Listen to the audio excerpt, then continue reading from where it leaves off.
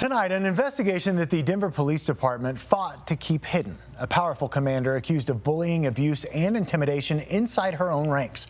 Tonight, for the first time, we are revealing what is inside that secret report. An outside investigator alleges in a report that Division Chief Megan Dodge created an abusive work environment and tormented subordinates, sabotaging and interfering with police work. One officer interviewed in this report said department commanders are willing to destroy each other for their own ends. The report was completed 5 months ago. The police chief says he hasn't read it, and Megan Dodge has not been disciplined. Your investigator Brian Moss obtained that report. And Brian, this raises serious questions about accountability inside DPD. Yeah, Denver taxpayers spent $110,000 on this report, Michael, and they've waited more than a year for it to come out. After hearing what's in it, you might see why the city of Denver was not anxious to release this.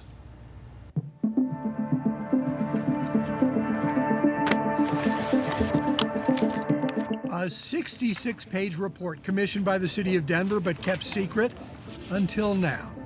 We asked for the report months ago, but the city refused to release it, saying they were still going through it, trying to determine next steps. We obtained it by other means and redacted some portions of the report to protect the privacy of the people interviewed.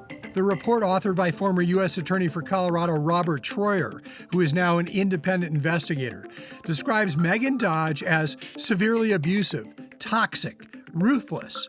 The Troyer report alleges she targeted her own officers, in one case throwing boxes at an officer trying to transfer because she thought it made her look bad.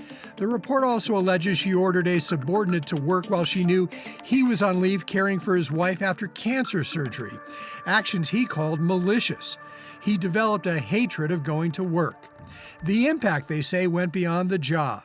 One officer reported hair loss, another developed ulcers, and a third suffered panic attacks.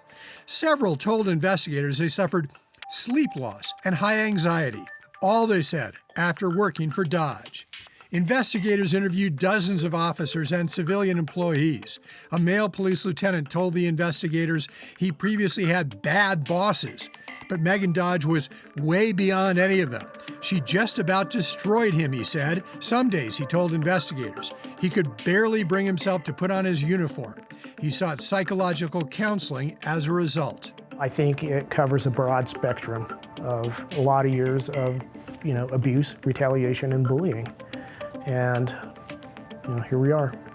One of those employees, Philip Martinez. He ran the real-time crime center for Denver police, tracking protests, crimes in progress, critical incidents. The majority of this stuff is documenting. He says he felt he was making a difference. I loved it. I loved the people. I thought my work mattered. But he resigned 5 months ago, saying Dodge undermined his authority and blocked him from disciplining employees. My personal situation that I encountered with her, I thought it was completely unethical, it was unprofessional, and it was conduct unbecoming of an executive officer. The report suggests a pattern, not just of behavior, but of power. It also criticizes Dodge's husband, Justin, who is a Denver police sergeant. Investigators substantiated the couple manipulated, intimidated, and interfered with a subordinate's participation in one internal affairs case. The report says when investigators interviewed Justin Dodge, we conclude that Sergeant Dodge was not truthful in his interview. Both Justin and Megan Dodge declined to discuss the investigation with CBS Colorado, referring questions to the Director of Public Safety, who said he couldn't discuss it due to an ongoing disciplinary process. One commander claims Megan Dodge described leadership this way: cut people's heads off, put them on a pike, and parade them around the office. Investigators wrote her conduct was severe and pervasive, purposeful, personal, angry, and mean.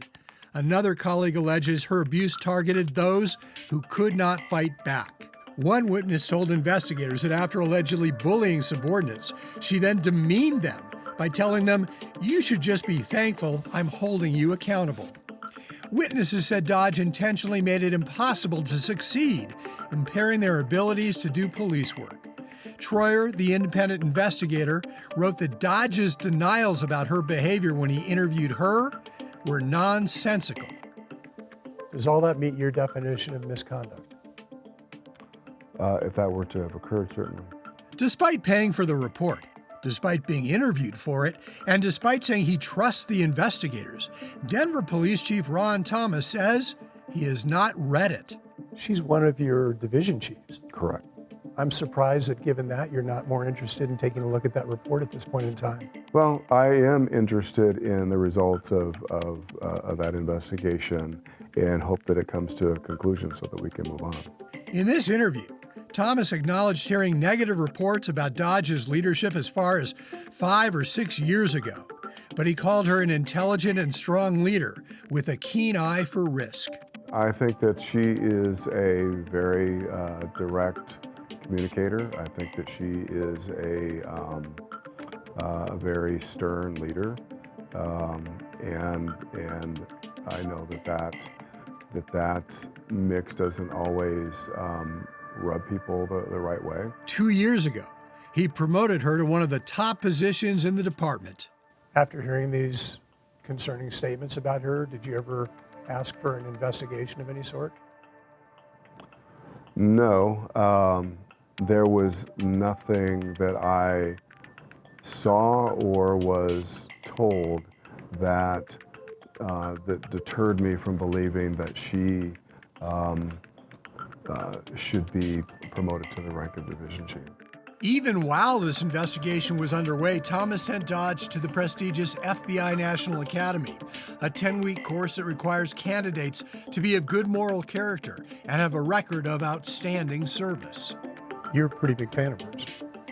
I have been. I have been disappointed that that a lot of the things that have come out.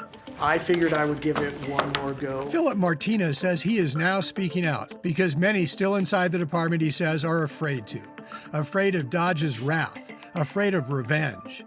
But he says this is bigger than one person. This is an executive leader in the police department. Where's the public trust at? If you can't be trusted internally, how can you be trusted externally? He calls it a question of trust, not just inside the department, but with the public it serves. Chief Thomas says the report has now been sent to the Denver Sheriff's Department for review and possible recommendations. He says he is respecting the process by not reading it at this point in time. And reiterating here, we have had multiple communications with Division Chief Dodge about this report. She did decline to respond. Now, Brian, if there is a disciplinary process after all these months, what are the possible outcomes here?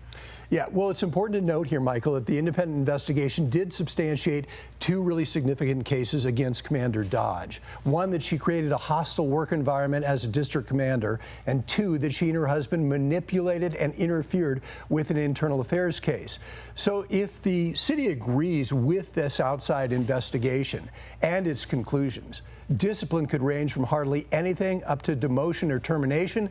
But a lot of officers inside the department who I speak to are skeptical that it's ever going to really get that far. Of course, something you will continue to keep tabs on. We will. Great work as always, Brian. Thank you. Thank you.